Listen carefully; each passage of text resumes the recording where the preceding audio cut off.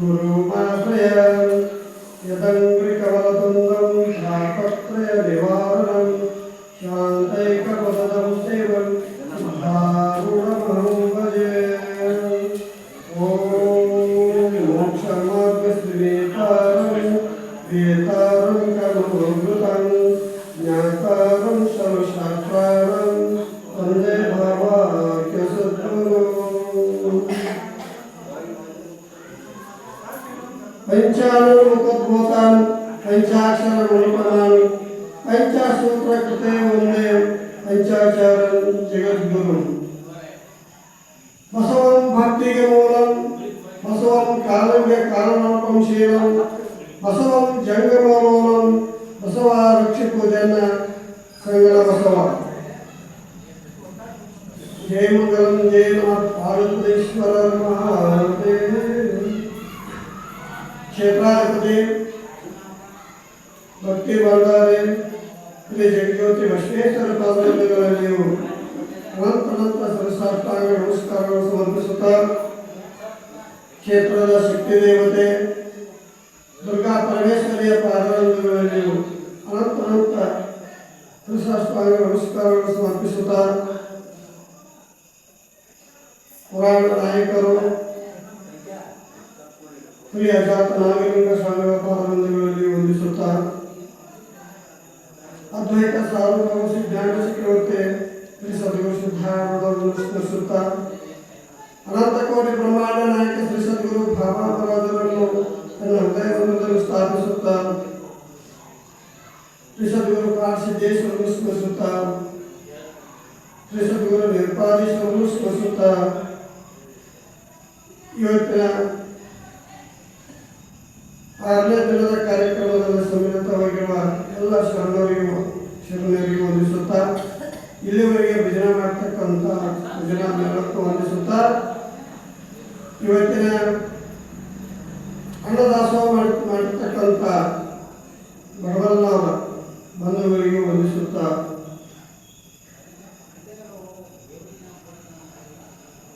ಇವತ್ತು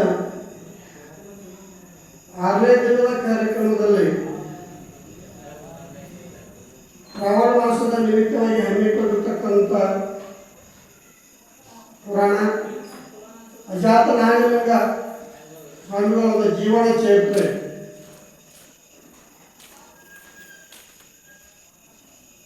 ಇಲ್ಲಿ ನಿನ್ನಿನ ದಿವಸ ಏನಾಯಿತು ಅಂತಂದ್ರೆ ಎಲ್ಲಿಗೆ ಬಂದಿತ್ತಪ್ಪ ಅಂತಂದ್ರೆ ಗುರು ಶೋಧನಾರ್ಥವಾಗಿ ನಾಗಲಿಂಗದ ಗುರು ಶೋಧನಾರ್ಥವಾಗಿ ಮಣಿ ಬಿಡಬೇಕಾದ್ರೆ ಹಂಗೆ ಬಿಡಲಿಲ್ಲ. ಮಣಿ ಬಿಟ್ಟು ಹೊಳೆ ಮತ್ತೆ ಮನೆಗೆ ಬಂದು ತಂದೆ ತಾಯಿಗಳ ಒಂದು ಆಶೀರ್ವಾದವನ್ನು ಪಡೆದು ಅವರಿಂದಲೇ ಪ್ರಥಮವಾಗಿ ಭಿಕ್ಷೆಯನ್ನು ಪಡೆದುಕೊಂಡು ಮನೆ ಬಿಟ್ಟ ಹೋಗಿದ್ದ.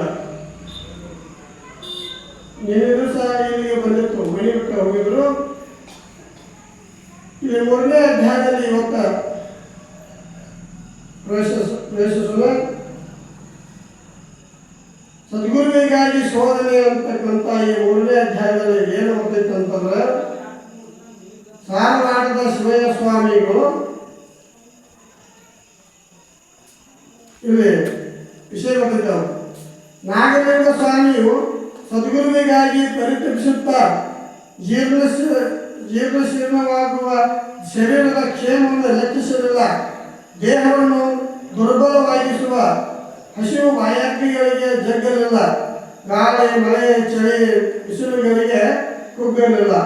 ಕಾಡು ಹಾದಿಯ ಕಷ್ಟಗಳಿಗಾಗಿ ಕ್ರೂರ ಪ್ರಾಣಿಗಳಿಗಾಗಿ ಅಂಜಲಿಲ್ಲ.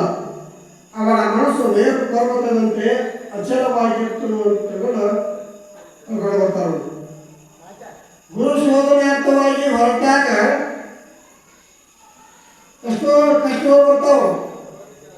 ಸರಿಯಾಗಿ ಊಟ ಸಿಗುವುದಿಲ್ಲ, ಸರಿಯಾಗಿ ನೀರು ಸಿಗುವುದಿಲ್ಲ, ಯಾರೂ ಕರೆಯುವುದಿಲ್ಲ. ಮೈ ಮೇಲೆ ಬೆಟ್ಟ ಸಹಿತ ಸಚ್ಚಿ ಇರುವುದಿಲ್ಲ.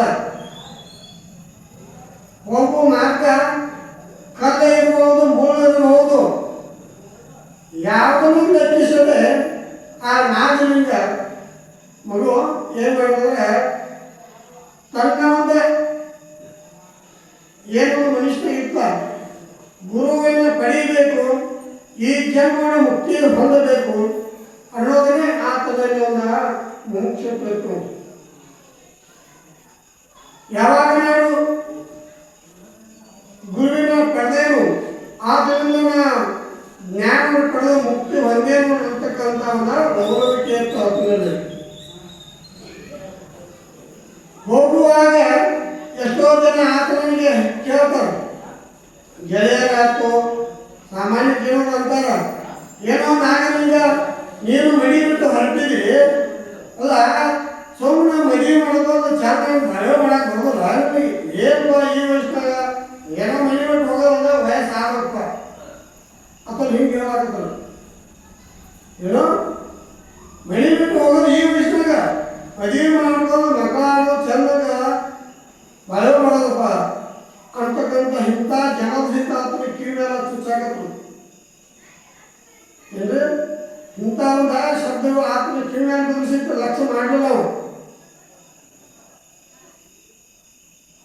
ನೋಡು, ಸಂಸಾರದಲ್ಲಿ ಇಟ್ಟುಕೊಂಡು ಒಳ್ಳೆ ಅಂತ ಬಟ್ಟೆಗಳನ್ನು ಧರಿಸುವುದು, ಪಂಚಭಕ್ವಾನ್ ಊಟಗಳನ್ನು ಉಣ್ಣೋದು, ಇದನ್ನೆಲ್ಲ ಇಂಥ ನಿನ್ನ ತೀವ್ರ ಏನೋ ಯಾಮಲ್ಲಪ್ಪ ನಾಗಲಿಂಗ, ಏನು ಇಂಥದಲ್ಲ ವೈರಾಗ್ಯಕಾರಿ ಇಂಥದಲ್ಲ, ಏನು ಸುಖ ಉಣ್ಣಾಕೊಂಡಿದ್ದಪ್ಪ, ವೈರಾಗ್ಯಕಾರಿ ಏನು ಸುಖ ಉಣ್ಣಾಕೊಂಡಿದ್ದೆ ನೀನು, ಸರಿಯಾಗಿ ಮೈ ಮೇಲೆ ಬಟ್ಟೆ ಇರುವುದಿಲ್ಲ, ಸರಿಯಾಗಿ ಊಟ ಇರುವುದಿಲ್ಲ, ಪಂಚಭಕ್ವಾನ್ ಊಟ ಇರುವುದಿಲ್ಲ, ಚಕ್ರವರ್ತಿ ಬೇಕಾದ್ರೆ ಕಾರ್ ಕುಡಿ ಇಂಥದ್ದು ಸಿಗೋದ, ಮಹಾತ್ಮರಿಗೆ ಯಾವುದೇ ಸರಿಯಾಗಿ ಊಟ ಸಿಗುವುದಿಲ್ಲ, ನೀನು ಮಹಾತ್ಮ ಆಗಕ್ಕೆ ಹೊಂಟಿದಿ, ಸರಿಯಾಗಿ ಅವ್ರಿಗೆ ಒಂದು ಮನೆ ಇರುವುದಿಲ್ಲ, ನೀನು ಈ ಥರ ಹಿಂಗೆ ಮನೆ ಬಿಟ್ಟು ಹೋಗೋದು ಒಳ್ಳೆದಲ್ಲಪ್ಪ, ನೀನು ಗ್ರಸ್ತ ಆಗಂತೂ ಎಷ್ಟೋ ಜನ ಹೇಳೋದು ಕೇಳಲ್ಲ. ಯಾಕಂದ್ರೆ ಹಿಡಿದ ಬಗ್ಗೆ ಕಣತನಕ್ಕೆ ಬಿಡದೆ ಎಡದ ಕಂಟಕಗಳ ಮನದಲ್ಲಿ ಚಿಂತೆಯಿಂದ ಕಾಣ್ತಿದ್ದರೆ ಗಡಿಗಳಿಗೆ ನಮಃಶಿವಾಯ ನಮಃಶಿವಾಯ ಎಂಬ ನುಡಿಯಬೇಕು. ಸದ್ಭಕ್ತರಿಗೆ ಬೇಡಿದ ಪದವಿ ನೀವು ಕರ್ಕೇಶ್ವರ ಅಂತ ಹೇಳೋದು. ನುಡಿಯಲ್ಲಿ ಕರ್ಕಶಿವನ ನಡೆಯಲು ಬೇಸರ ಹೋಗದೆ ಹಿಡಿದ ವ್ಯಕ್ತಿ ಕಣತನಕ್ಕೆ ಬಿಡೋದು ಹೇಳ್ತಾರೆ. ನಾಗಲಿಂಗ ಬಹಳ ನಿಷ್ಠಾವಂತ, ಏನಂತ ವಿಷಯಗಳನ್ನು ವಾಸನೆ ತ್ಯಾಗ ಮಾಡಿದ್ರು, ವಿಷಯಗಳನ್ನು ಬಿಡೋದಲ್ಲದೆ ತನ್ನ ಶರೀರದ ಪರಿಣಾಮ ಸಹಿತ ಬಿಟ್ಬಿಟ್ಟ. ಶರೀರ ಏನೂ ಆಗಿಲ್ಲ, ಅದನ್ನು ಸಹಿತ ಒಂದು ಲಕ್ಷಣದಲ್ಲಿ ತೆಗೆದುಕೊಳ್ಳಲಿಲ್ಲ. ಹಾಗೆ ಹೊರಟ ಒಬ್ಬ ದಯಾಮಯವಂತ ಇರ್ತಾರೆ, ಎಲ್ಲರೂ ಆದರೆ ಅಂತ ಮಾತುಗಳು ಹೇಳೋರು ಇರುವುದಿಲ್ಲ, ಶುಚಿಸು ಮಾತು ಮಾತಾಡೋರು ಇರ್ತಾರೆ, ಎಲ್ಲರೂ ಇರುವುದಿಲ್ಲ, ಒಳ್ಳೆ ಮಾತು ಹೇಳೋರು ಇರ್ತಾರೆ. ನೋಡಪ್ಪ, ನೀ ಇಂಥ ವಯಸ್ಸಿನಾಗ ನೀ ಸಾಧನೆ ಮಾಡಕ್ಕೆ ಹೊರಟಿದ್ದಕ್ಕೆ ನೀ ಏನು ಮಾಡು, ಇಲ್ಲ ವಿಜಯಪುರ ಅಂತಾಗ ವಿಜಯಪುರ ತಾಲೂಕಿನಲ್ಲಿರ್ತಕ್ಕಂಥ ಸಾರವಾಡ ಎಂಬ ಒಂದು ಗ್ರಾಮ ಐತಿ, ಅಲ್ಲಿ ಹೋಗು. ಅಲ್ಲಿ ಹಿರಿಮಠದ ಪಟ್ಟದೇವರು ಗುರುಗಳದ ಶಿವಯ್ಯ ಸ್ವಾಮಿ ಅಂತ ಅವ್ರ ಹತ್ತಿರ ಹಾಗೆ ಅಂದ್ರೆ ಅವರು ನಿನಗೆ ಗುರುಗಳು ಆಗ್ಬೋದು ಅಂತ ಹೇಳಿ ಆಯ್ತು. ಇಷ್ಟೊಂದು ನನಗೆ ನೀವು ಪುಣ್ಯಾತ್ಮ ನನಗೆ ದಾರಿ ತೋರಿಸಿದಲ್ಲ ಅಂತ ಹೇಳ್ಬೋದು. ವಿಜಯಪುರ ತಾಲೂಕಿನಲ್ಲಿರ್ತಕ್ಕಂಥ ಸಾರವಾಡ ಗ್ರಾಮಕ್ಕೆ ಹೋದ. ಜೀವನದಲ್ಲಿ ಏನಿರುತ್ತೋ ಎಲ್ಲ ಇರ್ತಾವ, ಕಷ್ಟಗಳು ಇರ್ತಾವ, ಎಲ್ಲವನ್ನೂ ಸಹಿಸಿಕೊಂಡ ಈ ನಡೆಯೋದು ಕಾಲ್ನಡಿಗೆ ಆಗೆಲ್ಲ ಏನ ಸೈಕಲ್ ಎಲ್ಲ ಕೊಟ್ಟಿಲ್ಲ, ಏನಿಲ್ಲ. ಗುರು ಶೋಧನಾರ್ಥ ಹೊರಟಾದ್ರಿ ಕಾಲ್ನಡಿಗೆ, ಸರಿಯಾಗಿ ರೋಡ್ ಇಲ್ಲ, ಕಾಲ ಹಾದಿಗಳು, ಈ ರೀತಿ ಕಷ್ಟವನ್ನೆಲ್ಲ ಅನುಭವಿಸುವ ಸಹಿತ ತನ್ನ ಗುರಿ ಏನಿಲ್ಲ ಹೇಳು ಗುರಿ ಮುಟ್ಟುವ ತನಕ ನಿಲ್ಲದಿಲ್ಲ ತಗೋತಾರಲ್ಲ, ಹಾಗೆ ಗುರು ಸಿಗುವ ತನಕ ಆತ ನಿಲ್ಲಲಿಲ್ಲ. ಎಲ್ಲಿಗೆ ಹೊರಟ ಅಂತಂದ್ರೆ ಸಾರವಾಡ ಗ್ರಾಮಕ್ಕೆ ಬಂದ. ಅಲ್ಲಿ ಹಿರೇಮಠದ ಪಟ್ಟದೇವರು ಗುರುಗಳಾದಂಥ ಶಿವಯ್ಯ ಸ್ವಾಮಿಗಳು ಹತ್ತಿರ ಈ ನಾಗಲಿಂಗ ಹೋದ ಬಳಿಕ ಎಲ್ಲ ಅವರಿಗೆ ದೇವಿಗಂದ ನಮಸ್ಕಾರಗಳು ಹಾಕ್ತಾರೋ. ಯಾರಪ್ಪ ನೀನು ಇಲ್ಲಿ ಯಾಕೆ ಬಂದಿ ನೀನು ಅಂತ ಹೇಳ್ಕೊಂಡು ಶಿವೇಶ್ವರಗಳು ಕೇಳ್ತಾರೆ. ಆಗ ನಾಗಲಿಂಗ ಪೂಜ್ಯರೇ, ನಾನು ಜವಳಗಿರಿ ಗ್ರಾಮದ ನಿವಾಸಿ ಮಾಣಪ್ಪ ಮತ್ತು ನಾಗಮ್ಮ ನನ್ನ ತಂದೆ ತಾಯಿಗಳು. ನಾನು ಈ ಭವನ ಗೆಲ್ಲಬೇಕಂತ ತಿಳ್ಕೊಂಡು ಗುರು ಶೋಧನಾರ್ಥವಾಗಿ ನಾನು ಬಂದಿದ್ದೇನೆ. ಅತ್ಯಂತ ದುಃಖ ನಿವೃತ್ತಿ ಪರಮಾನಂದ ಪ್ರಾಪ್ತಿ ರೂಪ ಸುಖವನ್ನು ಹೊಂದಲಿಕ್ಕೆ ನಾನು ಬಂದಿದ್ದೇನೆ. ಆ ಒಂದು ಸುಖವನ್ನು ಹುಡುಕುವಂತ ಹೊರಟಿದ್ದೇನೆ ಅಂತ ತಿಳ್ಕೊಂಡು ಹೇಳ್ತಾನಾಗಲಿ. ವಿಷಯಗಳಲ್ಲಿ ಮೊದಲಿಗೆ ಸುಖ ಅಂತ ಕಾಣಬಹುದು, ಕೊನೆಗೆ ಅಂತ್ಯದಲ್ಲಿ ದುಃಖವೇ ತುಂಬುತ್ತೈತಿ.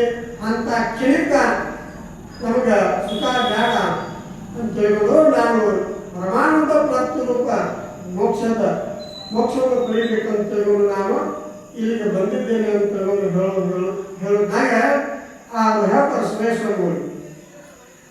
ಆಯಿತು, ಮತ್ತು ನಿನಗೆ ಯಾವ ವಿದ್ಯೆ ಬೇಕು ಅದನ್ನೆಲ್ಲ ಕಲಿಸ್ತೀನಿ, ನನ್ನ ಕಡೆ ಎಲ್ಲ ವಿದ್ಯೆ ಅದಾವು. ಈ ಒಂದು ಮೃತ್ಯುಲೋಕದಲ್ಲಿರುವಂಥ ಸುಖಗಳು ಬೇಕು, ದೇವಲೋಕದಲ್ಲಿರುವಂಥ ಸುಖಗಳು ಸಹಿತ ಎಲ್ಲ ಸುಖವನ್ನು ಪಡೆಯುವಂಥ ನನಗೆ ವಿದ್ಯೆ ಐತಿ. ಅಂತ ವಿದ್ಯಾಗಿ ನನಗೆ ಹೇಳ್ತೇನೆ ಅಂತ ಹೇಳ್ಕೊಂಡು ಸುರೇಶ್ವರಗಳು ಹೇಳ್ತಾರೆ. ಗುರುಗಳು ಭಾಳ ಮಂದಿ ಗುರುಗಳಿದ್ದಾರೆ. ಗು ಅಂದ್ರೆ ಗುಣಾತೀತ, ರು ಅಂದ್ರೆ ರೂಪಾತೀತ. ಗುಣಾತೀತನು ರೂಪಾತೀತ ನಾನಂದ್ರೆ ಗುರು. ಯಾರನ್ನು ಶಿಷ್ಯನಲ್ಲಿ ಗುಣವನ್ನು ನೋಡದೆ ರೂಪವನ್ನು ನೋಡದೆ ಆತನಲ್ಲಿ ಮುಮುಕ್ಷತ್ವವನ್ನು ಮಾತ್ರ ನೋಡ್ತಾನೋ ಆತನಿಗೆ ಗುರು ಅಂತಾರೆ. ಗುರು ಅಂತಂದ್ರೆ ನಮ್ಮಂಗೆ ನಿಮಗೆಲ್ಲ ಸಾಕ್ಷಾತ್ ಬರ್ಕೋ ನರಾಕೃತಿ ಅಂತ ಹೇಳ್ತಾರೆ. ಭಗವಂತನೇ ಶರಕರ ಶರಣಾದಿಗಳಿಂದ ಪರಬ್ರಹ್ಮ ಗುರು ರೂಪದಿಂದ ಅವತಾರ ಗೈದಿಯನ್ನಾಗಿ ಹೇಳ್ತಾರೆ. ಆ ಭಗವಂತನೇ ಗುರು ರೂಪದಿಂದ ಬಂದಿರ್ತಾರೆ. ಆ ಗುರುವಿಗೆ ನಾವು ಮನುಷ್ಯ ಅಂತ ಅನ್ನಬಾರದು, ಸಾಮಾನ್ಯ ಜನರಂತೆ ಕಾಣಬಾರದು. ಅದಕ್ಕೆ ಇಲ್ಲಿ ಗುರುಗಳು ಎಷ್ಟೋ ಜನ ಗುರುವಾರ ಗುರು ಶಬ್ದವನ್ನು ಸಾಮಾನ್ಯ ಜನರಿಗೆ ಹರಿಸ್ತಾರೆ. ಆದರೆ ಇಲ್ಲಿ ನಿಷ್ಗುಣ ಶಿವಗಳು ಏನು ಹೇಳ್ತಾರೆ, ಪ್ರಮುಖವಾಗಿ 6 ಗುರುಗಳನ್ನು ಹೇಳ್ತಾರೆ. ನಿಷೇಧ ಗುರು, ಕಾಮ್ಯ ಗುರು, ಸೂಚಕ ಗುರು, ವಾಚಕ ಗುರು, ಕಾರಕ ಗುರು, ವಿಹಿತ ಗುರು ಅಂತ ಹೇಳ್ಕೊಂಡು ಈ ಇಹಲೋಕದಲ್ಲಿ ಸಿಗುವಂಥ ವಿಷಯಗಳಿಂದ ಸಿಗುವಂಥ ಸುಖವನ್ನು ಪ್ರಾಪ್ತ ಮಾಡಿಕೊಳ್ಳುವಂಥ ಸ್ತ್ರೀ ವಶೀಕರಣ, ನಿಧಿ ಭೂಮಿಯಲ್ಲಿ ಇರ್ತಕ್ಕಂಥ ನಿಧಿಯನ್ನು ಕಂಡು ಹಿಡಿಯುವಂಥ ವಿದ್ಯೆ, ರಾಜ್ಯ ವಿದ್ಯೆ, ಸಿರಿ ಸಂಪತ್ತು ಪ್ರಾಪ್ತ ಮಾಡಿಕೊಳ್ಳುವಂಥ ವಿದ್ಯೆಗಳು, ಇವೆಲ್ಲ ನಿನಗೆ ಕಲಿಸ್ತೀರಿ ಅಂತ ತಿಳ್ಕೊಂಡು ಹೇಳಿದ ಗುರುಗಳು ಹೇಳ್ತಾರೆ. ಇಲ್ಲ ಅಂತಂದ್ರೆ ಇದು ಬೇಡ ಅಂತಂದ್ರೆ ನಿನಗೆ ಇಹಲೋಕದಲ್ಲಿ ಸುಖ ಸಿಗಬೇಕು, ಪರಲೋಕದಲ್ಲಿ ಸಹ ಸುಖ ಸಿಗಬೇಕು ಅಂತಂದ್ರೆ ಅಂಥ ವಿದ್ಯಾರು ಅದಾವ, ಅವನು ಕಲಿಸ್ತೇನೆ. ನಿನಗೆ ಯಾವ ವಿದ್ಯೆ ಬೇಕು ಕೇಳ್ತಾರೆ. ಮತ್ತೆ ಶಮ ಜಮಾದಿಗಳಿಂದ ಹಿಡ್ಕೊಂಡು ನಿಷ್ಕಾಮ ಕರ್ಮ ಮಾಡಿಕೊಂಡು ಪುಣ್ಯ ಪಡೆದು ನೀನು ಸ್ವರ್ಗಲೋಕ ಹೋಗಿ ಇಂದ್ರ ಪದವಿಯನ್ನು ಸಹಿತ ಪಡೆಯಬಹುದು. ಅಂಥ ವಿದ್ಯಾ ಸಹಿತ ಹೇಳ್ಕೊಡ್ತಾನೆ ಅಂತ ಅಂದರು. ಆದರೆ ಇಲ್ಲಿ ವಿಹಿತ ಗುರು ಅಂತಕ್ಕಂಥವೇನಿಲ್ಲ, ಲಾಸ್ಟ್ ಪಾವನಾತ್ಮಕ ಶಂಭುಲಿಂಗವೇ ತಾನಾದ ನಿಜ ಕೈವೆಲ್ಲ ಪದ ಇವನೇ ವಿಹಿತ ಗುರು ಅನ್ನೋದು ಹೇಳ್ತಾರೆ. ಪರಮಾತ್ಮನ ನೀಯದಿ, ಪರಬ್ರಹ್ಮ ಸ್ವರೂಪೇ ನೀಯದಿ ಅಂತಕ್ಕಂಥ ಹೇಳ್ತಕ್ಕಂಥ ಗುರು ಯಾರಪ್ಪ ಅವನೇ ವಿಹಿತ ಗುರು, ಅವನ ಶ್ರೇಷ್ಠ ಗುರು. ನಿಷೇಧ ಗುರು, ಕಾಮ್ಯ ಗುರು, ಸೂಚಕ ಗುರು, ವಾಚಕ ಗುರು, ಕಾರಕ ಗುರು ಅಂತ ತಿಳ್ಕೊಂಡ್ರೆಲ್ಲ ಅದಕ್ಕೆ ಅವರಿಗೆ ಗುರುಗಳು ಸಾಮಾನ್ಯ ವಿದ್ಯೆಯಲ್ಲಿ ಕಲಿಸ್ತಕ್ಕಂಥವ್ರಿಗೆ ಅವರು ಗುರು ಅಡಬಹುದು. ಆದ್ರೆ ಶ್ರೇಷ್ಠ ಗುರು ಅಲ್ಲ, ಸದ್ಗುರು ಅಲ್ಲ. ಎಲ್ಲರೂ ಗುರುಗಳೇ. ಹೊರನಾಮ ಕಲಿಸಿದಾತನು ಗುರು ಅಂತ ಹೇಳ್ತಾರೆ. 4 ಅಕ್ಷರಗಳನ್ನು ಕಲಿಸಿದಾತನು ಸರಿ ಗುರು ಅಂತಾರೆ. ಆದ್ರೆ ಸದ್ಗುರು ಆಗೋದಿಲ್ಲ. ಇನ್ನೊಂದರಲ್ಲ ಹಲಗುರು ಹಲಗುರು ಆಗಲ್ಲ, ಅವರು ಹಲಗುರು ಸದ್ಗುರು ಅಲ್ಲ. ಅದಕ್ಕೆ ಎಲ್ಲರಿಗೂ ಸದ್ಗುರು ಅನ್ನಕ್ಕೆ ಬರೋಲ್ಲ. ನಮ್ಮ ನಿಜ ಸ್ವರೂಪವನ್ನು ತಿಳಿಸಿಕೊಡ್ತಕ್ಕಂಥವರೇ ಸದ್ಗುರು. ನಿನಗೆ ಯಾವುದು ಬೇಕು ವಿದ್ಯೆ ಅಂತ ಕೇಳಿದಾಗ ನಾಗಲಿಂಗ ಅವ್ನು ಹೇಳ್ತಾನು, ನಾನು ಇವನ್ನೆಲ್ಲ ಪಡಿಬೇಕಾದ್ರೆ ನಾನು ಅಲ್ಲೇ ಪಡಿತೀನಿ, ಇಂಥ ವಿಷಯ ಸುಖಗಳನ್ನು ಬ್ಯಾಡ ತಿಳ್ಕೊಂಡು ನನಗೆ ಅತ್ಯಂತ ದುಃಖ ನಿವೃತ್ತಿ ಪರಮಾನಂದ ಪ್ರಾಪ್ತಿ ರೂಪ ಏನಕ್ಕೆ ಸುಖ ಕೊಡುವಂಥ ಮೋಕ್ಷ ಬೇಕು ಅಂತ ತಿಳ್ಕೊಂಡು ನಾನು ಇಲ್ಲಿ ಬಂದೀನಿ. ಇವೆಲ್ಲ ನನಗೆ ಬೇಡ. ಯಾಕಂದ್ರೆ ಸ್ತ್ರೀ ವಶೀಕರಣ, ನಿಧಿ ವಶೀಕರಣ, ಇವೆಲ್ಲ ಜನರ ವಶೀಕರಣ, ಇವೆಲ್ಲ ರೀತಿ ಕ್ಷಣಿಕದಾವ. ಇವೆಲ್ಲ ನಮಗೆ ಮುಂದೆ ದುಃಖ ಕೊಡ್ತಾವ.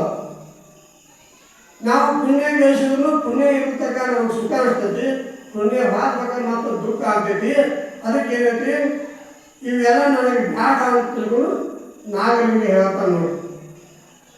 ಇಹದಲ್ಲಿ ಇರ್ತಕ್ಕಂಥ ಸುಖ ಬೇಡ, ಪರದಲ್ಲಿ ಇರ್ತಕ್ಕಂಥ ಸುಖನೂ ಬೇಡ. ಪರದಲ್ಲಿ ಇರ್ತಕ್ಕಂಥ ಸುಖ ಅದರ ಬಸವಣ್ಣ ಸಹಿತ ಹೇಳಿದ್ರೆ ಬ್ಯಾಡ ಅಂತಾನೆ. ಬ್ರಹ್ಮ ಪದವಿಯನ್ನು ಅಲ್ಲೇ, ವಿಷ್ಣು ಪದವಿಯನ್ನು ಅಲ್ಲೇ, ರುದ್ರ ಪದವಿಯ ನಾನು ಬಲ್ಲದಯ್ಯ, ಮತ್ಯಾವ ಪದವಿಯ ನಾನು ಬಲ್ಲದಯ್ಯ, ನಿಮ್ಮ ಶರಣರ ಪಾದವಲ್ಲದೆ ಅನ್ಯ ವಿಷಯ ಕಳಿಸದಂತ ತಿಳಿಸು ಪೂರ್ವ ಸಂಗಮ ದೇವ. ಶರಣರ ಪಾದದ ಸೇವೆ ನನಗೆ ಸಾಕು, ಯಾವ ಪದವಿಯೂ ಬೇಡ.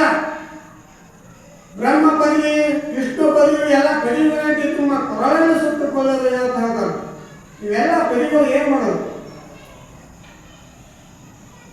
ಇವೊಮ್ಮೆ ಪುಣ್ಯ ಇರ್ತಕ್ಕ ಅಷ್ಟ ಬ್ರಹ್ಮಲೋಕಕ್ಕೆ ನಾವು ಹೋಮ ಹವನಾದಿಗಳು ಮಾಡಿ ನಾವು ಪುಣ್ಯ ಗಳಿಸಿ ನಾವು ಬ್ರಹ್ಮಲೋಕ ಆದ್ರೂ ಸಹಿತ ಅಲ್ಲೇ ಪುಣ್ಯ ಇರ್ತಕ್ಕ ಅಷ್ಟಮಿನ ವೈಭವ ಪುಣ್ಯ ತೀರ್ಥವನ್ನು ಮಾತ್ರ ಮತ್ತೆ ಲೋಕಕ್ಕೆ ನುಗ್ಗಿಸ್ಬಿಡ್ತಾರ.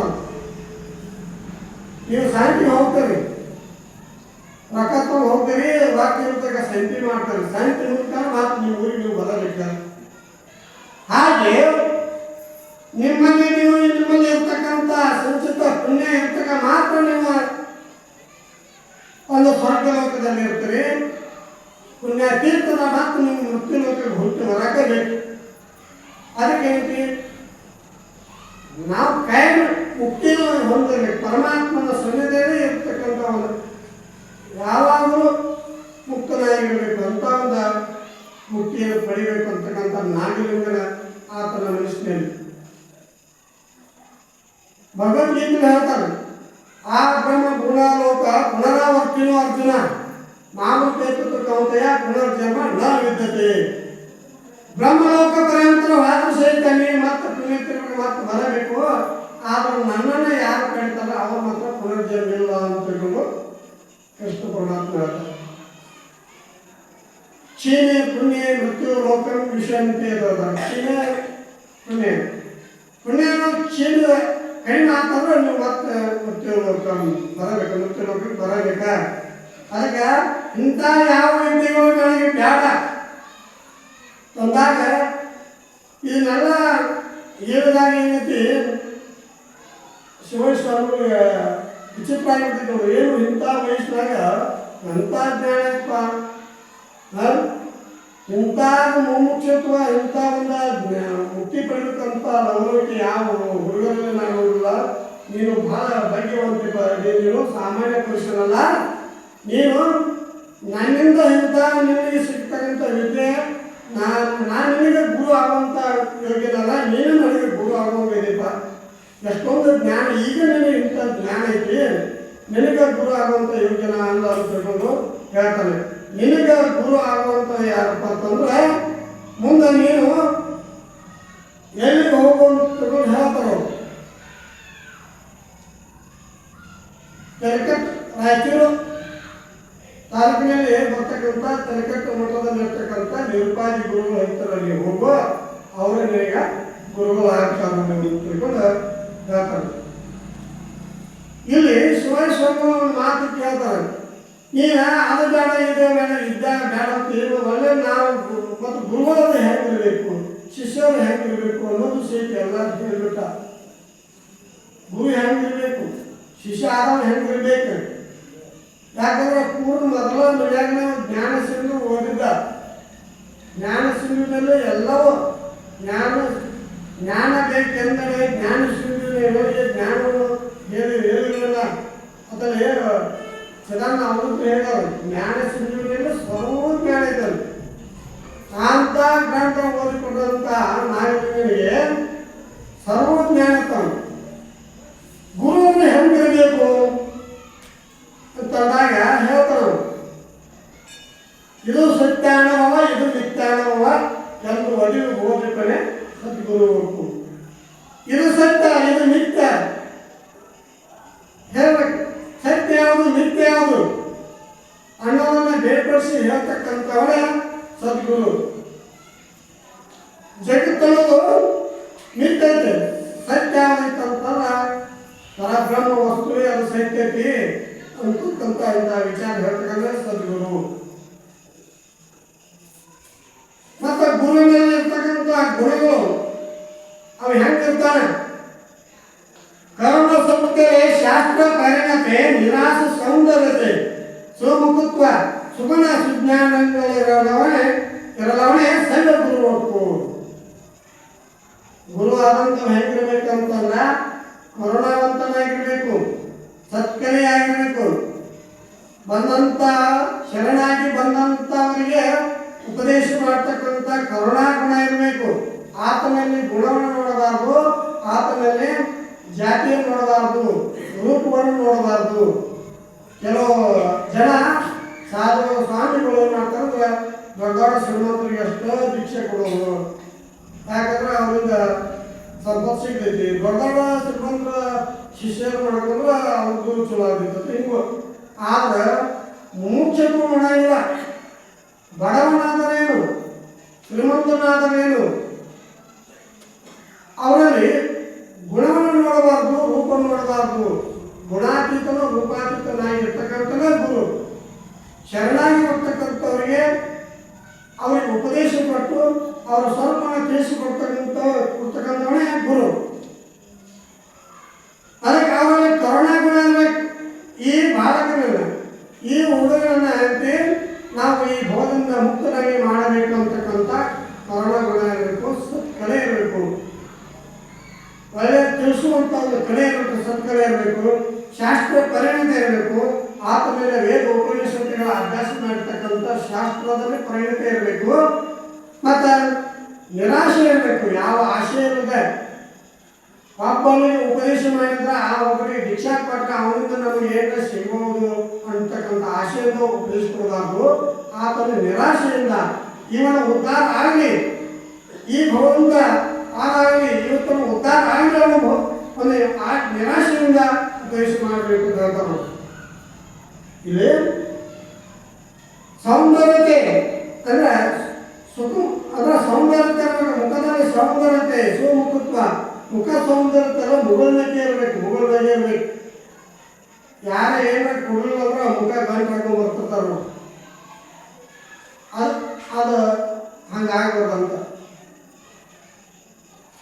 ಮುಖದಲ್ಲಿ ಒಂದು ನಗುಮುಖ ಇರಬೇಕು, ಹಸಿರು ಮುಖ ಇರಬೇಕು, ಆತನಲ್ಲಿ ಒಳ್ಳೆ ಗುಣ ಇರಬೇಕು, ಸುಗುಣ ಇರಬೇಕು, ಮತ್ತು ಒಳ್ಳೆ ಜ್ಞಾನ ಇರಬೇಕು, ಸುಜ್ಞಾನ ಇರಬೇಕು. ಒಳ್ಳೆ ಜ್ಞಾನ, ಸಾಮಾನ್ಯ ಜ್ಞಾನ ಅಲ್ಲ.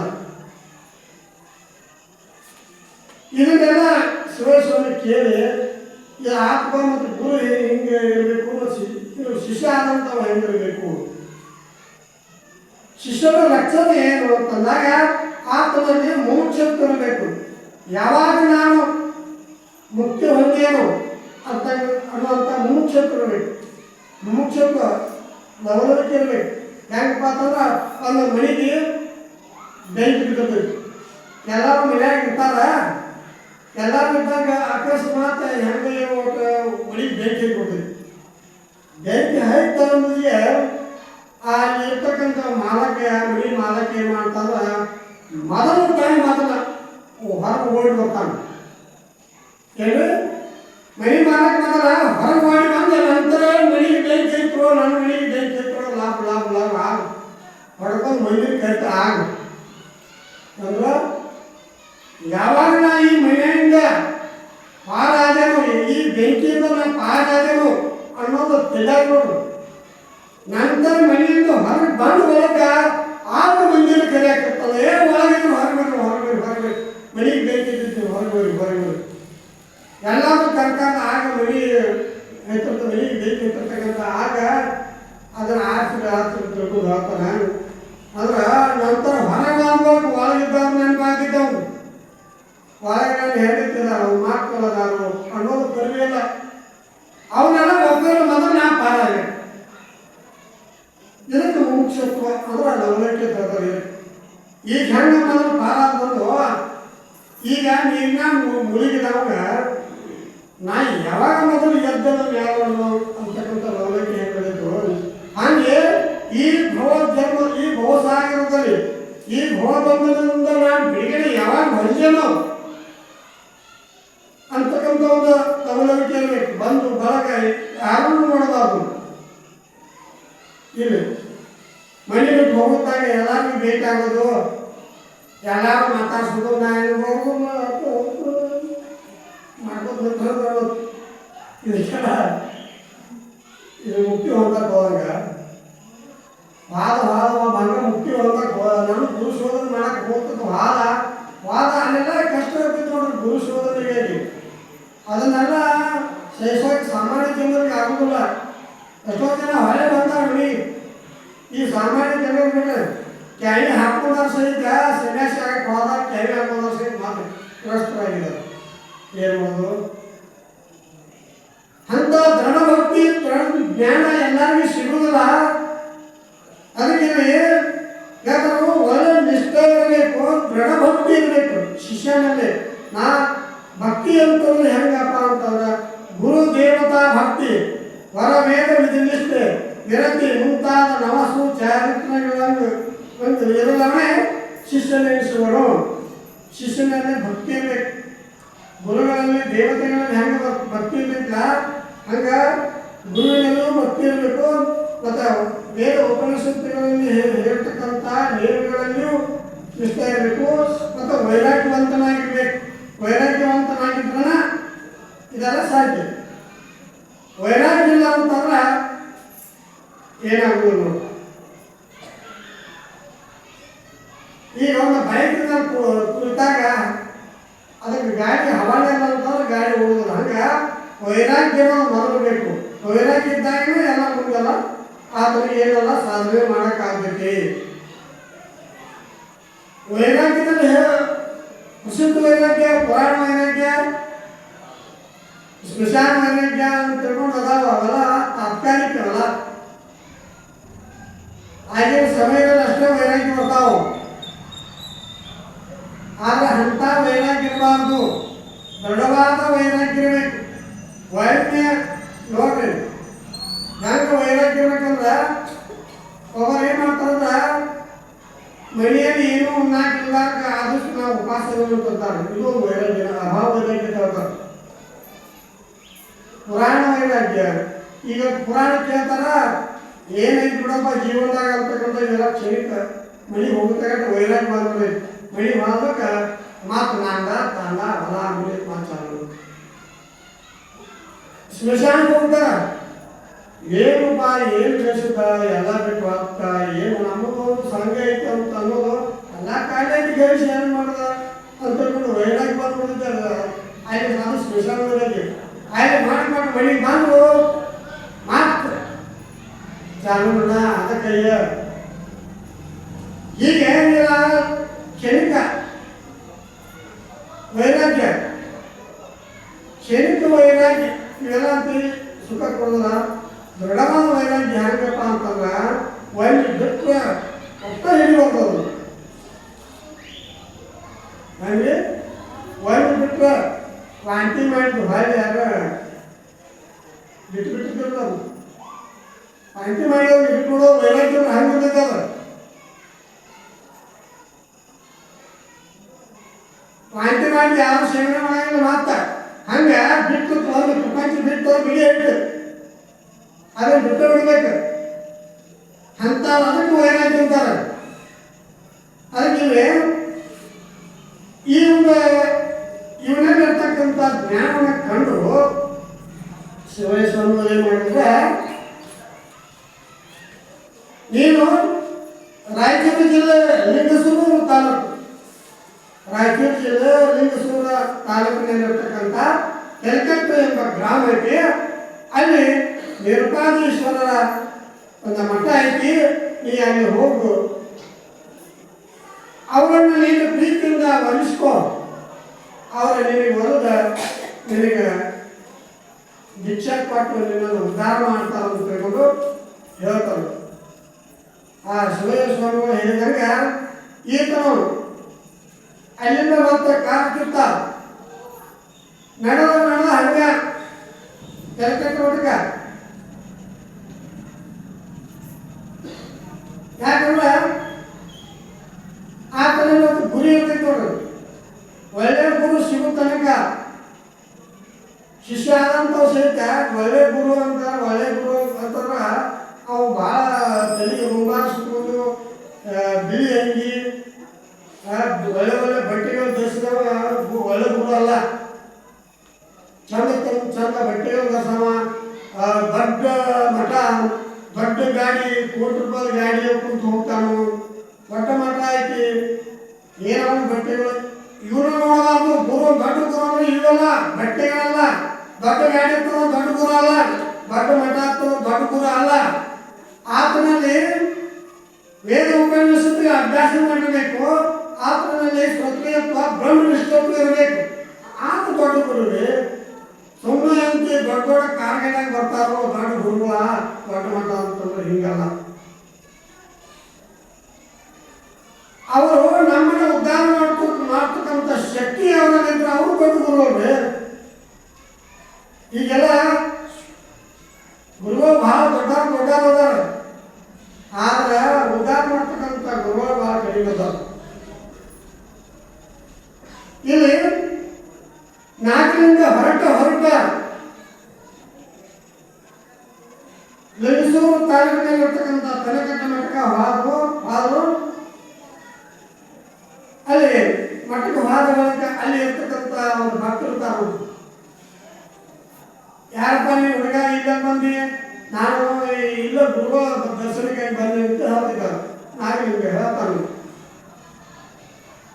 ನೋಡಪ್ಪ ಪುನಃ ಈಗ ಗುರುಗಳ ಮನೆಯಾಗಿ ಮಠದಲ್ಲಿಲ್ಲ, ಅವರು ಭಿಕ್ಷಾಕ್ತಾಗಿ ಹೋಗಿದಾರ, ಕುದುರೆ ಮೇಲೆ ಹಾಕಿ ಹೋಗಿದಾರೋ ಭಿಕ್ಷಾ ಅಂದ್ರೆ ಅವ್ರ ಭಕ್ತರು ಹಳ್ಳಿಗಳಿಗೆ ಭಿಕ್ಷಾ ಮಾಡಕ್ಕೆ ಹೋಗಿದಾರೋ.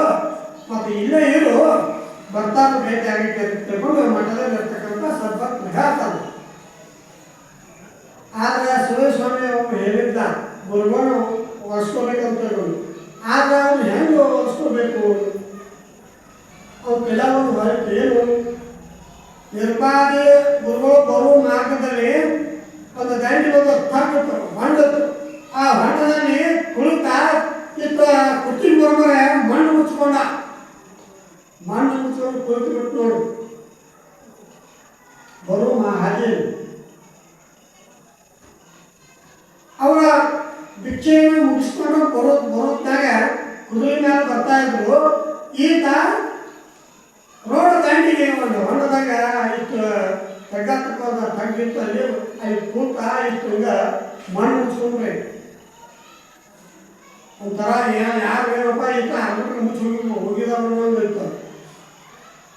ಕೂತ ನಿರ್ಪಾದಿ ಶಿಬಿರಗಳು ಬರೋ ನಾಲ್ಕೊಂಡೆ ನೋಡ್ಕೊಂಡು ಹಂಗೆ ಕೂತ ಬರಾಕತ್ರು. ನಂತರ ಸಾಯಂಕಾಲ ಹಂಗೆ 3-4 ಗಂಟೆಗೆ ಬರಾಕತ್ರು.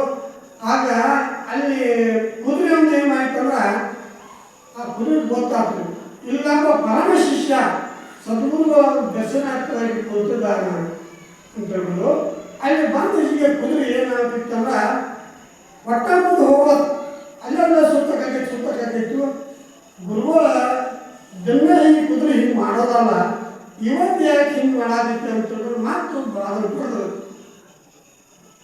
ಹಿಂಗೆ ಬಡವರು ಸಹಿತ ಅದು ಹೋಗೋದಿಲ್ಲ, ಅಲ್ಲೇ ತನಕ ಸುತ್ತಕ್ಕಾಗಿತ್ತು. ಏನು ಇರಬೇಕಿತ್ತು ಅರ್ಥ, ಇನ್ನೇನು ನನಗೆ ಕೆಡತೈತೆ ಅನ್ನೋದ್ರ ಲೆಕ್ಕದಾಗ ಜಿಗದಾಗಿತ್ತು. ಪಟ್ನ ಗುರುಗಳು ಹೇಳೋಬಿಟ್ರು, ಹೇಳಿದ್ರು. ಆ ನಂತರ ಸಮಾಧಾನ ಆಗ್ತಾರೆ. ಏನು ಗುರುಗಳು ಹೇಳಿದ್ರಲ್ಲ ನಿಂತ್ಬಿಟ್ಟು ಕುದುರೆ ಚಕ್ಕೊಂಡು ಹಂಗೆ ಬಂದು ಹಾಕು ಇಲ್ಲಿ ಹಾಕೋದೇ ಬೇಡ ಅಂತಂದ್ರು.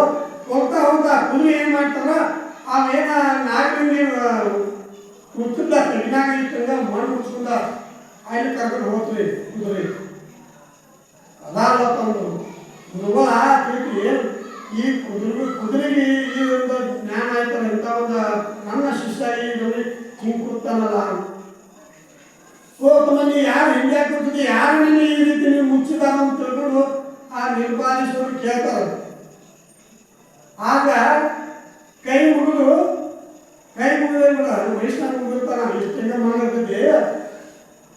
ಆಗ ಮನುಷ್ಯನಲ್ಲಿ ನಮಸ್ಕಾರ ಮಾಡ್ತಾನ, ಗುರುದೇವ ನಾನು ಭವಸಾಗರದಲ್ಲಿ ಮುಳುಗಿದ್ದೇನೆ, ಭವಸಾಗರದಲ್ಲಿ ಮುಳುಗಿದ್ದೇನೆ, ನೀವೇ ನನ್ನನ್ನು ಮೇಲೆ ಕೆತ್ತಬೇಕು ಅಂತ ತಿಳ್ಕೊಂಡು ಹೇಳ್ತಾರೆ. ಅವ್ರು ಏನು ಮಾಡ್ಕೊಂತಾರೆ ನಿರ್ಪಾಲಿಸೋರು ಕೈ ಹಿಡಿದು ನಂತರ ಅದೆಲ್ಲ ಶಿಷ್ಯರಿದ್ರಲ್ಲ ಸರ್ವತ್ರ ಅವ್ರ ಕಡೆಯಿಂದ ಎಲ್ಲ ಮಣ್ಣನ್ನು ಧರಿಸಿ ಮ್ಯಾಲ ಕೈ ಹಿಡಿದು ಕರ್ಕೊಂಡು ಆಗ ನಾಗಲಿಂಗ ದೀರ್ಘಂಗೆ ನಮಸ್ಕಾರ ಮಾಡಿದ. ನಂತರ ಮಠಿಗೆ ಅವ್ರು ಇರುವಂಥ ದೇವಸ್ಥಾನಕ್ಕೆ ಕರ್ಕೊಂಡು ಹೋದ್ರು ಗುರುಗಳು. ಅಲ್ಲಿ ಮಠಕ್ಕೆ ಕರ್ಕೊಂಡು ಹೋದಾಗ ನೋಡಪ್ಪ ನೀನು ಯಾರು, ಇಲ್ಲಿ ಯಾಕೆ ಬಂದಿ, ಯಾವ ಉದ್ದೇಶಕ್ಕೆ ಬಂದಿ? ಗುರುದೇವ ನಾನು ಈ ಭವಸಾಗರಕ್ಕೆ ಬೇಸತ್ತನು, ಈ ಭವಸಾಗರಕ್ಕೆ ನಾ ಬ್ಯಾಸತ್ತ ಅಂದ್ರೆ ಆ ವಯಸ್ಸಿನಾಗ ಬೇಸರ ಅಂದ್ರೆ ಹಿಂದೆ ಎಷ್ಟೋ ಜನ್ಮದಲ್ಲಿ ಹುಟ್ಟು ಸಾವು ಪುನರಪಿ ಮರಣಂ ಪುನರಪಿ ಜನನಿ ಜಠರಸೇನಂ ಯೇ ಸಂಸಾರೆ ಕರುಸ್ತಾರೆ ಕೃಪಯ ಪಾಯಿ ಮುರಾರೆ ಭಜ ಗೋವಿಂದಂ ಮೂಢರು ಹೇಳ್ತಾರೆ. ಹುಟ್ಟೋದು ಸಾಯೋದು ಇಡೀ 84 ಲಕ್ಷ ಜೀವರಾಶಿಗಳಲ್ಲಿ ನಾ ಇದನ್ನೇ ಮಾಡ್ಕೊತ ಬಂದೇನೆ.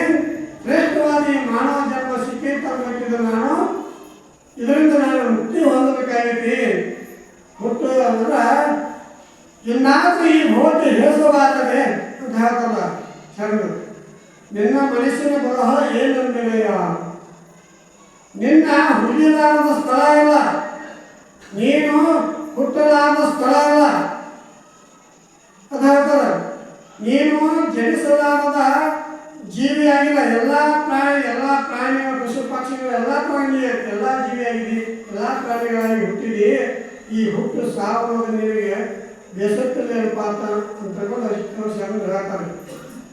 ಇಲ್ಲಿ ನಾಗಲಿಂಗ ಹುಟ್ಟು ಸಾವು ಅನ್ನೋದಕ್ಕೆ ಬೇಸತ್ತು ಆತ ಸದ್ಗುರುವಿಗೆ ಶರಣಾಗಕ್ಕೆ ಬಂದಿರ್ತಾನ.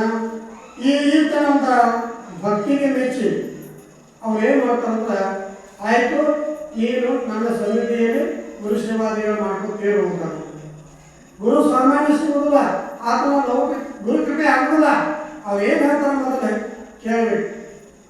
ಸಿದ್ಧಾರೂಢರು ಕುದುರೆ ಮಧ್ಯೆ ಬರೋದು 12 ವರ್ಷ, ಬಾಳೆಯಾದ 12 ವರ್ಷ ಅಡಿಸಿದ್ದೇಶ್ವರ ಅಂದ ಅಂಕಲಿಗೆ ಅಡ್ಡಂತಂದ ಹಂಗ ಅವರು ಹುಡುಗಿದ್ರು ಸೇವಾದಿಗಳು ಮಾಡಿದ್ರು.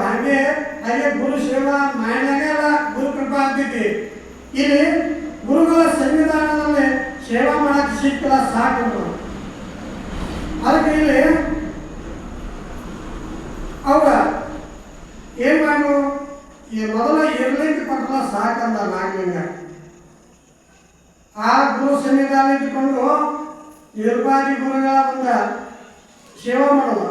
ಅವರು ಮರು ಟೈಮ್ದಾಗ ಹಾಸಿಗೆ ಮಾಡೋದು, ನಂತರ ಬೆಳಗ್ಗೆ ಹಾಸಿಗೆ ಮರೆಸಿಡೋದು, ಅವರ ಬಟ್ಟೆಗಳನ್ನು ಮಡಿ ಮಾಡಿಕೊಂಡು ಬರೋದು, ಅವರಿಗೆ ಪೂಜಾ ಮಾಡೋ ಸಮಯದಲ್ಲಿ ಹೂವು ಪತ್ರಿ ಹಿಂಗೆಲ್ಲ ತರೋದು, ಸೇವಾದಿಗಳು ಮಾಡಕತ್ತ ಸೇವಾ ಮಾಡಬೇಕು. ತದ್ವಿದ್ಯೆ ಪ್ರಣಿಪಾತೇನ ಪರಿಪೃಷ್ಣೆಯ ಸೇವೆಯ ಉಪದೇಶಿತ ಜ್ಞಾನಿಗಳ ತತ್ವದರ್ಶನ ಅಂತ ಹೇಳ್ಕೊಂಡು ಭಗವದ್ಗೀತೆಯಲ್ಲಿ ಹೇಳ್ಕೊಂಡು ಬರ್ತಾರೆ. ಮೊದಲು ಸೇವಾದಿಗಳು ಮಾಡಬೇಕು. ಅದಕ್ಕೆ ಗುರು ಸೇವಾದಿಗಳಿಗೆ ಮೆಸ್ತಾನ. ಅದಕ್ಕೆ ಮೊದಲ ಸೇವಾ ಮಾಡಬೇಕು, ಗುರು ಕೃಪೆ ಆಗಬೇಕು. ಇಲ್ಲಿ ನಾಗಲಿಂಗ ಆ ಗುರುಗಳೆಲ್ಲ ಸೇವೆ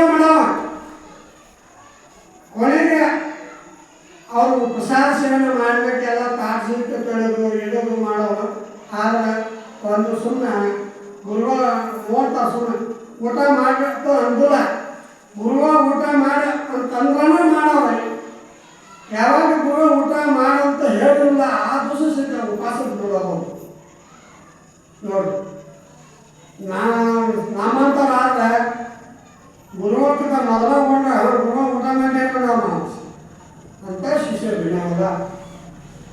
ಗುರುಗಳು ಮೊದಲು ಉಳಿಸಿ ಅವ್ರನ್ನ ಹಾಸಿಗೆ ಮಾಡಿ ಅವ್ರಿಗೆ ಅವ್ರ ಮನಸ್ಸಿನ ನಂತರ ಕೈ ಕಾಲಲ್ಲ ಹೊತ್ತಿ ಸೇವಾದಿಗಳು ಮಾಡಿ ಗುರುಗಳು ಊಟ ಮಾಡಪ್ಪ ಅಂತ ಇನ್ನು ಅಂತಂದ್ರೆ ಊಟ ಮಾಡವ, ಇಲ್ಲ ಅಂತಂದ್ರೆ ಹಂಗೆ ಮಲಗವ. ನಾವಿಲ್ಲಿ ಗುರುಗಳು ಯಾವಾಗ ಬರ್ತಾರೆ ಆಮೇಲೆ ಮೊದಲು ನಾವೇ ಪ್ರಸಾದ ಸೇವೆ ಮಾಡಿ ಹಿಂಗಾಡಿ ಗುರುಗಳು ವ್ಯವಸ್ಥೆ ಮಾಡೋಣ ಅಂತ ತಿಳ್ಕೊಂಡು ನಾವು ಬಂದಿದ್ದೀವಿ ನೋಡಿ. ಇದಕ್ಕೆಲ್ಲ ಗುರು ಕೃಪಾ ಆಗೈತಿ. ಇಲ್ಲಿ ನಾಗನಿಗೆ ಹಂಗೆ ಮಾಡಲ್ಲ. ಇದು ಹಾಗೆ ಕೆಲವು ದಿವಸ ಹೇಳಿತು ನಿರ್ಮಾಣಿ ಗುರುಗಳು ಗೊತ್ತಾಯ್ತು ಈತ ನನ್ನ ದೊಡ್ಡ ಭಕ್ತಿ ಐತೆ ಅಂತ ತಿಳ್ಕೊಂಡು ಆತು ಏನಂತೆ ನೀವು ಮಠದಾಗ ಸೇವೆ ಮಾಡೋಣ, ನೀವು ಮಠದ ಹೊರಗಿನ ಸೇವೆ ಮಾಡೋದು ಅಂತ ತಿಳ್ಕೊಂಡು ಮಠದ ಹೊರಗೆ ಸೇವೆ ಅಂತಂದ್ರೆ ಅಂಗಳ ಬರೋದು, ಕಸ ತಂತು ಬಿಡೋದು, ಗಿಡಕ್ಕೆ ನೀರು ಹಾಕೋದು, ಮಠ ಕಟ್ಟಕತ್ತೆ ಕಣ್ಣು ಹೊಡೋದು, ಮಣ್ಣು ಹೊಡೋದು, ಇದನ್ನೆಲ್ಲ ಮಾಡಬೇಕ. ನಾ ಭಾಳ ಮನ್ಯಾಗ ನಮ್ಮಪ್ಪ ನನಗೆ ಏನೋ ಲಗ ಆಯ್ತು ನಾನು ಯಾಕೆ ಮಾಡಿ ಅಂತಂದ್ರೆ ಅದು ಇಲ್ಲಾಕೆ ಬಂದಿ ಅಂತ ಕೇಳ್ತಾರೆ ಅವರು. ಇದು ಯಾಕೆ ಬಂದಿ, ಮಠಕ್ಕೆ ಯಾಕೆ ಬಂದಿ, ಪುನಾಕ ಕಾಣಿಸ್ತಾರೆ, ಹಿಂಗೆ ಕೇಳೋರ್ತಾರೆ. ಅದಕ್ಕೆ ಮಠಕ್ಕೆ ಭಾಳ ಸೇವಾದಿಗಳು ಮಾಡಬೇಕ್ರಿ. ನಾವು ಭಾಳ ಮನ್ಯಾಗ ಭಾಳ ಶ್ರೀಮಂತರಿಗೂ ನಾವು ದೊಡ್ಡ ಅಧಿಕಾರಿ ತಿಳ್ಕೊಂಡು ಗುರು ಸನ್ನಿಧಿಯಲ್ಲಿ ಇದನ್ನೆಲ್ಲ ತೋರಿಸಬಾರ್ದು. ಗುರು ಸನ್ನಿಧಿ ವಾರ ಎಲ್ಲರೂ ಸಮನಾಗಿನ, ಬಡವಿರಲಿ ಶ್ರೀಮಂತರಿರಲಿ ಅವ್ರು ಕೊಟ್ಟಾಧೀಶ ಇರಲಿ, ಮಠಕ್ಕೆ ಹೋಗ್ತಂದ್ರೆ ಇಸ್ತರಿ ತೆಗಿಬೇಕು, ಕಸ ಮುಗಿಬೇಕು, ತಲೆ ಕೂಡಬೇಕು. ನೀ ಮನ್ಯಾಗ ನೀ ಶಿವಾಸನ ಯಾಕೆ ಕುಂಡ್ರಬಹುದು, ಆದರೆ ಇಲ್ಲಿ ಗುರುಗಳ ಸನ್ನಿಧಾನ ಕೆಳಗೆ ಕೂಡಬೇಕು. ಇವನ್ನೆಲ್ಲ ಕಲಿಬೇಕು ನಾವೆಲ್ಲ. ಅಂದಾಗ ಗುರು ಕೃಪಾ ಆಗ್ಬೇಕು. ಇಲ್ಲಿ ನಾಗಲಿಂಗ ಅವ್ರು ಹೇಳಿ ಎಲ್ಲ ಸೇವಾದಿಯನ್ನು ಮಾಡಿದ. ಕೊನೆಗೆ ಇನ್ನೇನು ಅವನು ಉಪದೇಶ ಕೊಡಬೇಕು ಅಂತ ತಿಳ್ಕೊಂಡು ಇನ್ನೊಂದು ಪರೀಕ್ಷೆ ಮಾಡಬೇಕಂತಂದ್ರು. ಆವಾಗ ತರಗತಿ ಗ್ರಾಮದಲ್ಲಿ ಹೋಳಿ ಹುಣ್ಣಿಮೆ ಫಾಲ್ಗುಣ ಮಾಸದ ಶುಕ್ಲ ಪಕ್ಷದ ಪಡ್ಡದ ದಿನವು ಹೋಳಿ ಹಬ್ಬ. ಹೋಳಿ ದಿವಸ ಆಯ್ತು ಕಾಮನ ಸುಡ್ತಾವ, ಕಾಮನ ಸುಡ್ತಾವ, ಹುಲ್ಲ ಕಟ್ಟಿಗೆ ಒಟ್ಟಿ ಕಾಮನ ಸುಡ್ತಿರ್ತಾರ. ಕಾಮನ ಸುಡೋದು ಅಂತಂದ್ರೆ ಕಾಮನೆಗಳನ್ನ ಸುಡೋದು ನಾವು ತಿಳ್ಕೋಬೇಕು. ಅದನ್ನೇನು ಪರಂಪರೆ ಅಂತಂದ್ರೆ ಕಾಮನ ಸುಡೋದು ನಮ್ಮಲ್ಲಿ ಅಲ್ಲದ ವಿಷಯಗಳನ್ನ ಚಿಂತೆಗಳನ್ನ ಏನ್ರಿ ನಾ ಅದನ್ನ ಪಡಿಬೇಕು, ಹೊರ ಮನೆ ಪಡಿಬೇಕು, ಬೇಲಿ ಬಂಗಾರ ಅಂತಕ್ಕಂಥ ಕಾಮನೆಗಳು ಏನಲ್ಲ ಇದಾಗ ದುಷ್ಟ ಕಾಮನೆಗಳನ್ನೆಲ್ಲ ತೆಗೆದಿರ್ಬೇಕು. ಇನ್ನೊಂದು ಚಲೋ ಹಾಕಂದ್ರೆ ಅದನ್ನು ಯಾವಾಗ ನಾವು ಅವ್ರ ತಲೆ ಇಳಿಸೋಣ ಅಂತಕ್ಕಂಥ ದುಷ್ಟ ಕಾಮನೆಗಳೆಲ್ಲ ಕಾಮನೆಗಳು, ದುಷ್ಟ ಕಾಮನೆಗಳು. ನಾನೇ ಮೇಲಕ್ಕೆ ಬರಬೇಕು, ಇವೆಲ್ಲ ಕಾಮನೆಗಳು. ಸುಮಾರು ಕಾಮನೆಗಳು ಎಲ್ಲ ಸುಟ್ಟು ಕೊಡೋದು ಕಾಮಗಳನ್ನು. ಆದರೆ ನಾವು ಕೂಲ ಕಡೆಗೆ ಸುಡೋದು ಅಲ್ಲ, ಕಾಮದಾನ ಅಂತಂದ್ರೆ ಕಾಮನೆಗಳನ್ನು ಸುಡಬೇಕು, ಕೆಟ್ಟ ಕಾಮನೆಗಳನ್ನು ಸುಡಬೇಕು ಅಂತಕ್ಕಂಥ ಒಂದು ಸಂಕೇತ. ಇಲ್ಲಿ ನಿರ್ಮಾಣಿ ಗುರುಗಳು ಏನು ಮಾಡ್ತಾರಂದ್ರೆ ಕೈಯಾಗ ತೆಂಗಿನಕಾಯಿ ಇರ್ತೈತಿ, ಅದು ಹಿಡ್ಕೊಂಡು ಬಂದು ಏನು ಮಾಡ್ತಾರೋ ನಾಗಲಿಂಗ ಬಾ ಅಂತ ಕರ್ಕೊಂಡು ಹೋಗ್ತಿರ್ತಾರ. ಬೆಂಕಿ ಹಾಕಬೇಕು, ಕಾಮನ್ ಸುಡ್ತಾರೆ ನೋಡ್ಬೇಕು.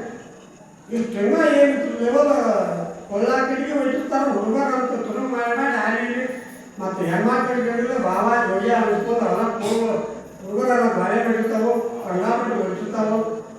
ಉರಿ ಹೈಟುಗಳು ದಕ್ಕದಾಗ ಹೈಟುಗತಿ ಹಂತದ್ರಾಗ ನಾಗಲಿಂಗ ಯಾವುದೋ ಅವ್ರು ಮಾಡ್ತಾನೆ, ನಿರ್ಮಾಣಿ ಗುರುಗಳು ಮಾಡ್ತಾರ. ಪಟ್ ನಾವು ಕೈಯನ್ನು ತೆಂಗಿನ ಹೋಗ್ಬಿಡ್ತಾರೆ ಆ ಬೆಂಕಿಯಾಗ.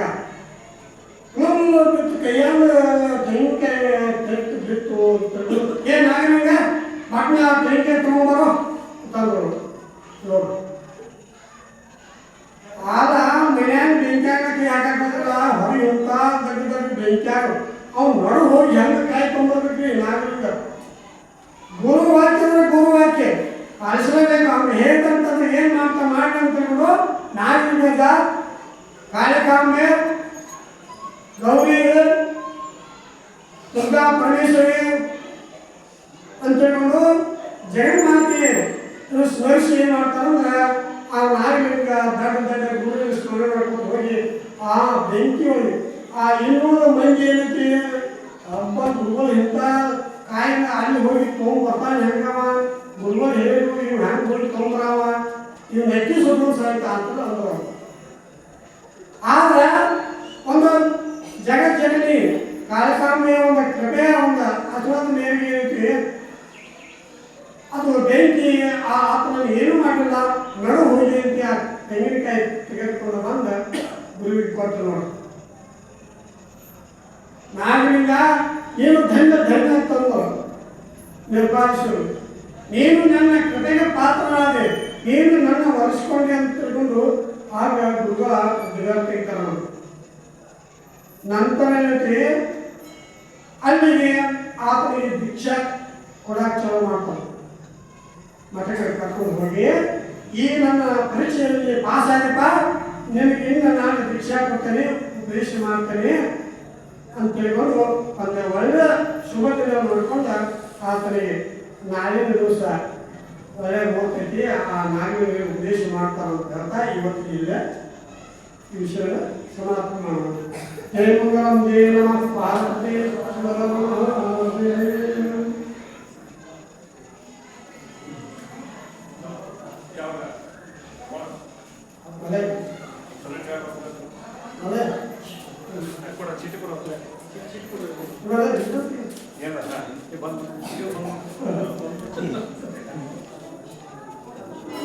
ಅದನ್ನು ತಗೋತಾರ.